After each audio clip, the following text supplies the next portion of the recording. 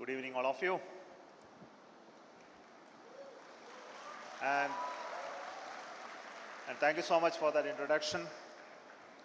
And really, it's an honor to be here at ISB to be part of your passing out or the convocation of the batch of 2025. Congratulations to you. This is your day. Chairman of the Executive Board, Mr. Harish Manwani, the Dean, Professor Madan Pilluta, Mr. Rakesh Mittal ji, Deputy Deans, the Dean's Council, heads of the departments, faculty and staff, parents and dear graduates. My greetings to you all on the occasion of this graduation day. I went through a little bit of your legacy of ISB as a top-ranking institution, and you have set your vision very, very clear that you wanted to be an internationally top-ranked, research-driven, independent management institution that grooms future leaders for India and the world. That's what your website says. And I'm very sure that the vision is really a reality, that based on the feedback that I have, especially achieving top rankings among other business schools in India. And really congratulations to you, the management and the leadership, and also the students who are graduated and almost 20,000 plus alumni that has come out of these institutions. It's a great thing to know. I know this is a very momentous occasion for each one of you, and I'm really proud and happy to be invited to this function.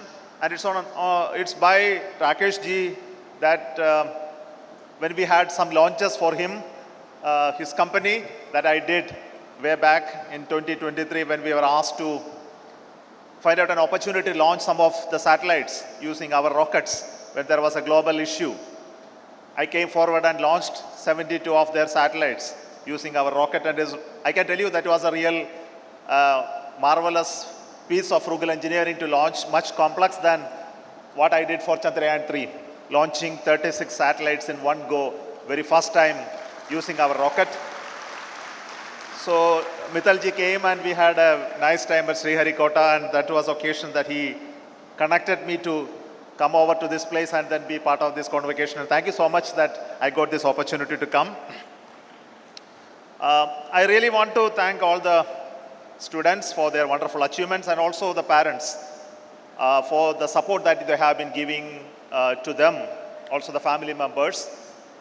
And I would like to request you that at this moment, I think all of your journey was marked by people that throughout your life, that there could be students, ask your fellow colleagues, or maybe your parents or teachers, and take a moment to thank them from the depth of your heart when you are graduating on this day. I would like to tell you that the success in life, I think these are measured by many means, and my previous speakers spoke about them, the measures of success. But then I believe that you need to cultivate a certain personal and professional attitude or attributes. One of them is really a passion. I think you must be driven by passion of various nature. Of course, I am, and that's why when somebody asks me, you have been working in ISRO for the last 40 years. And it's very difficult for anyone to imagine working in some organization 40 years. It's such a long period in life, and that's just completed, and then I moved over to another phase of life. And it was nothing but the passion that driven me to perform and work. And this is something very, very important to dedicate to whatever we are doing. It's very, very important. And also very important to have commitment to whatever you are doing, and it's to dedicate to the cause for which you are working 24 hours a day, 7 days a week. Of course, you set standards which are very, very high as a professional going into the domain of your work. And of course, I believe that you have an excellence in the domains and topics that you are handling professionally. Also to have determination to handle failures. And this is very characteristic of my domain. I can tell you that I have seen failures much more than you actually saw in the public that we announced. But then there were many more failures that we actually handled internally to overcome those challenges of development. And handling failures is some traits that you need to develop throughout. Of course, it's a focus that we need to see the bigger picture. Today, Madanji talked about two of those attributes, seeing the the macroeconomic situation and as well as the impact of those technology that is coming into your domain and how this is going to impact you is possible only by training to see the bigger picture and not to be lost in those small things. Of course, one of the quality that you need to develop is the learnability. I think as a student graduating, I think you may be thinking that your learning is now over and you can handle the world very easily. I think you are mistaken greatly. And the rate at which the technology and knowledge is changing is much more faster than our generation went through. And you need to be really a student throughout, and that's going to be a huge challenge for most of you. And finally, I must tell you that all of you need to have great level of humility, honesty, and integrity, which is very, very important to succeed in life. I was thinking that I should not give a long lecture here because all of you are going to enjoy today evening as your graduation day. But then I coming from space sector and I worked in one specific domain to look at how you can cultivate entrepreneurial spirit in space sector to create more and more private actors to come into space.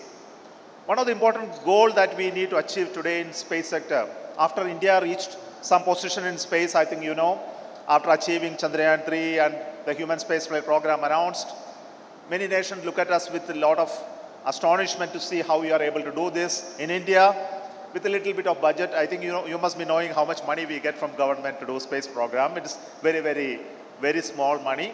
But I think even that itself is quite huge for us to do things that we have been doing. But the biggest challenge that we have today is that our contribution to the global space economy, which is valued at $500 billion US, our contribution is hardly 2%, something like 8 to 9 billion US. But for a nation that we claim to be at the top of space program after the last 60 years of work, I think this is not a respectable number. So one of the goals that we have set for ourselves is that we must reach something like 10% of the global space economy, something like 45 to 50 billion US in the next 10 years or so. But if you have to have that type of contribution in space sector, I think we need to do many, many things in the space sector. And that's why we were also looking at the global changes. As I said that the space sector was changing dramatically in the recent times, primarily coming from the activities happening in the US and the Chinese space programs. The number of launches in the last few years increased dramatically. Every year we used to have typically 100 launches globally. The last year we had 290 plus launches, US, China, and many other nations combined. In the last few years, we would have watched that number of satellites launched to the space cross 5,000 satellites. It used to have 20,000 satellites for the last 60 years. Last 2 years, 3 years, we had launched almost, not we means globally, the launches were almost 5,000 satellites. Today, the low Earth orbit constellation communication is a reality. Your internet is coming directly from satellites. And the impact of space in various other sectors, especially the strategy sector, is much more evident. Possibly those who watch the global conflict situations, especially with Ukraine and many other areas which I don't want to name, you would have watched how much impact the space power really contributed to the success of operations in those domains. I think all of this gives a real possibility for India to position itself in space significantly bigger than that we have today. But the bigger challenge has been that we were working in silos. We were working as a government organization. ISRO used to be a government organization. It continues to be a government organization, but then all government organization traditionally has a protective nature. Now we say that we will do it everything ourselves. We don't actually give to anyone. We don't want anyone else to grow along with us. And the moment you start doing it, people will say it's privatization. And privatization is actually considered not a good thing at all in the community of those people love the public sectors. But then moving away from this concept of public sector tasks of research support to a commercialized space sector, it's a huge task. I think this is some transition that we wanted to create in this country. And government came out with a plan appropriately to opening of the space sector. We had an announcement in 2020 that we want to bring private actors in space in India. And a space policy was announced in 2023, which we have to draft and then get the concurrence from the government. We also brought a reforms in FDI policy. Today in space, 100% investment in FDI is allowed in all sectors, of course with some of the controls and regulations which are necessary for us to protect our IP and many other strategic intents. And there is also an announcement we made that the space data which is generated out of the public funding is actually free. It's called the geospatial data policy that has been brought out. And many of you may be knowing that in space sector today we have almost 250 startups, companies. Some of them are building rockets, some of them are building satellites, some of them are deploying applications. I think it was really unheard of in India a few years back. Some private companies, some young people building rockets which will actually launch satellites. Not the Diwali rockets I mean the real rockets which will actually go to space and launch satellites. Complex engineering pieces, and I think there are people, you must go and see some of them possibly. In Chennai, there are some are there in Hyderabad. I don't know many of you had an opportunity to go and look at their factories and business places. It shows us hope that it is possible to create a very vibrant space economy in India as well. At least a possibility of reaching that 10%, $50 billion share of the global space market. But this is not an easy task at all. It is not an easy task at all for us, primarily because the knowledge in this domain is very complex. And it comes out of years of experience. I think, when we started the space program, you all would have heard about the story of APJ Abdul Kalam.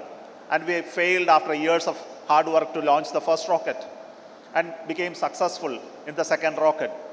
The complexity of rocket remains. The times of Kalam and the times today are not different. The complexity of engineering remains the same.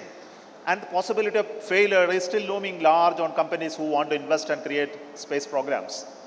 But then we realized that in the whole of the space sector, much of the money is in the application domain. I think you must be, I don't know, those who have studied this sector possibly through your course, I don't know. I was discussing with some of the professors to create some case for you, possible future students in space program, where the real money, business case is actually lying in the application sector, not really in building the upstream, building the rockets or satellites. But without the rockets and satellites, you cannot have the application. 60% to 70% of the revenue comes out of the application sector. Around 20% comes from the building of the satellites and operations, and around 15% comes from building rockets and the required launch infrastructure. So that sector is the highest investment requirement and has a long gestation period. The return on investment is actually very low in building rockets. It is moderate in building satellites, and it's very high in building the applications. So one of the goals that we have set for ourselves in India is to have larger pool of applications and penetrate the Indian markets and society in a bigger manner than we had in the past. A lot of things that we have done in the application segment. Possibly you must be knowing today, we have handled issues like the agriculture, the disaster warning, natural resource mapping, and many, many other areas that we have been working with governments and departments of arms of the government, in state governments and central governments. But really, its impact in economy is still not felt. For example, you know that when you are doing an infrastructure project in this country, like building a road network or a rail network or a power transmission line or a pipeline network, we use satellite data quite a bit in terms of understanding where we should lay, how we should find out the best of the routes, and how much money or investment is needed to do this project are calculated based on the satellite-based data. And you also invest in satellite data and understanding agricultural business. In terms of the crop yield forecast, we are using satellite data quite a bit. And all of you know that how disaster warning, like cyclones, the floods, and forest fires, how much space data is being utilized. But still, its impact in economy is not felt. So some of the study we recently done using a consultant that we engaged in ISRO looked at how much return on investment we got after investing this much of money in the last 60 years in space program. And surprisingly, the study brought out an interesting finding. For every rupee that we have spent for space program, the return on investment from direct, indirect, and other allied benefits reaches almost 2.54 times that of the 1 rupee. 2.54 rupees is a return on investment. And it really gave us great hope that if you really work harder in this sector, the return on investment can be quite high. But today, the space program has a different dimension. It is not in terms of the money that you can measure. Every nation requires a strategic capability called space. Building satellites on its own, launching of its own from its own soil is a great asset for a nation. And we realized it when we wanted to do it for Rakeshji, the launches. When there were launches not available from other nations, we came forward to do it for them. But it is not going to be the case in the future. The Ukraine war demonstrated how the constellations which are available are critically being used for signal intelligence, how they are used for imaging, communication, and then positioning resources to handle conflicts in situations. And this is going to be the type of things that are going to come. In the future, the technology combined with AI, IoT, and communication infrastructure is going to change the entire landscape how many of the conflicts are handled in the future. It's not just the conflict that's going to be handled. It's going to be the businesses are handled with a space as one of the important arm for the government. And that's why some people in the West are part of the government. I think you know, I am referring to whom he is. So I think the vision of people are really transforming the way the whole world is moving in space sector. And for us in this country, space sector is still a very nascent, small value, low component of our economy. But the significant part of the space program is that we were able to overcome the technological challenges for a developed nation to develop space program and achieve landing on the moon, on the southern pole for the very first time for any country in the world to do so. I think it's a great achievement for us. I think it's also a great achievement for us to go to Mars and orbit Mars, the first country ever to do in the very first attempt. And never ever it has happened for any nation. And many people even ask us whether your rockets are actually built by India or you are actually buying the components from outside and assembling and launching. I think many people actually didn't ever believe that we are actually doing those type of stuff in this country. Using an infrastructure that we have developed in industry, a support system, which is actually still not grown to a level that is available in the West.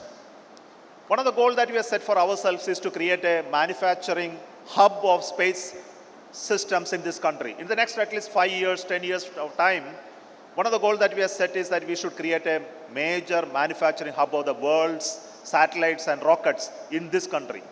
And it is possible for us. And because it is possible, because of the one reason that we are very, very cost effective. And many of you know that your travel to the Mars was at the cost of an auto rickshaw fare, per kilometer fare. If you add the distance to the Mars, I think the investment made for the Mars program will be balanced. But then it's a way of figuratively putting it. But in reality also that our development cost in India for complex engineering problems are much lower than that you are actually doing in the West. It gives us a huge advantage in creating businesses related to technologies like space. Why I am telling all of this to you people, I think you are all not going to work in space sector, I know. You are going to businesses and you are going to various other domains. But of course, some of you will really put your mind into core technological and scientific domains as leaders in envisioning and building those type of capabilities in this country. I am very sure about it. As a nation which is now looking at scaling its economic power from the 5th position, I think all of us are talking about being at the 5th position now, global economics level, to the 3rd position. And what are the factors that will make us drive to that position? Will it be the trade and commerce that will drive us?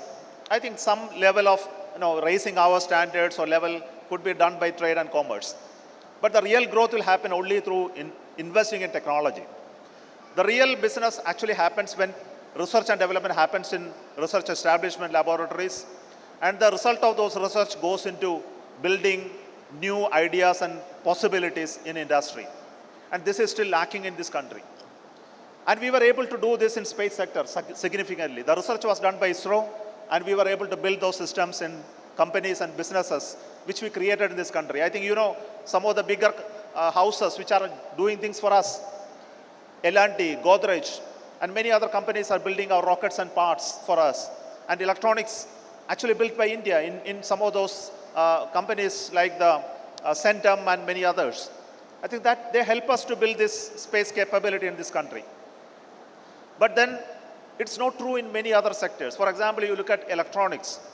The real development effort in electronics has not happened in the past. though we are a very strong nation with IT capability and software development capability, we still not grown to a level that we are good at electronic design. Our capability in AI is still not come to the forefront to be visible, though there are other nations who are able to bring out AI tools at much lower cost. With so much of core strength in software, why we are not able to build out our own core competence in AI? Look at the medicine, the vaccine story about COVID-19. And there was one solution when COVID-19 came. There was a company who came out with the COVID vaccine, and it was hailed as one of the great success. But then you look at many other vaccines that we need to build over the years to handle the health issue for our nation. We are going to be a huge nation with so much of the highest population. And our health issue is going to be a huge business opportunity and economic activity, and something which needs huge investment. And Hyderabad being the center of generic medicine manufacture, I think we are one of the leading exporter of generic medicine. But you look at the advanced medicine, we are still not reached anywhere, because the medicine research, its commercialization still to be taken up in a big way. I think I had an opportunity to discuss some of this with the business leaders in this domain as well. I think there are many, many other sectors where India can actually scale up and become really strong in the technology domain. And this will happen only when leaders like you, when you go to industries and entrepreneurship, identify where the business will happen. And that will happen only where the research component gets linked to the product and innovation. And this is very much lacking in this country. Because I come from a research background. I am not a businessman yet. Maybe later I may become.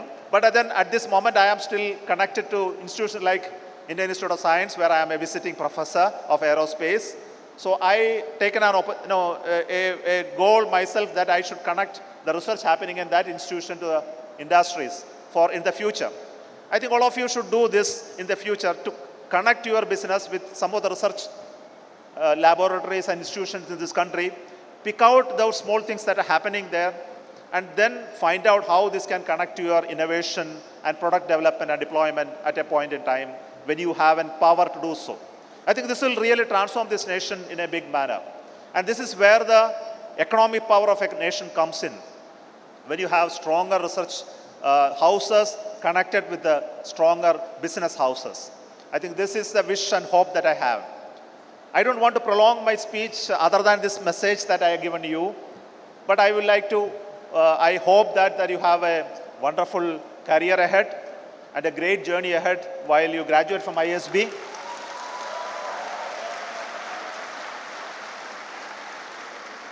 I understand from Professor Madan that you are going to leave the institution by tomorrow onwards, moving over to those great journey that you are going to see in your workplaces. Here I will tell you only one message which I gather from my own life. I also graduated once from an institution and joined ISRO as a young engineer to work in space program. But when I joined there, I realized I know nothing about engineering. When I went there, I realized it was a stark surprise to me. I had to relearn most of the stuff to work for that organization. I think this is what waiting for you. Some of you would have already worked in some institution and have some better idea about it. But then those who are freshers, who are heavily going to face an industry or a business for the very first time, you will really be surprised to see huge challenge to adapt to the need of the institution. I think here the skill of the institution comes. I am very sure about it. ISB would have really given you the strength to handle the change or the transitioning from a student life to a professional life. And all the very best to you, and enjoy the journey that is going to wait for you. And I am very sure that you will make your family, your country, and your institution proud. Thank you so much.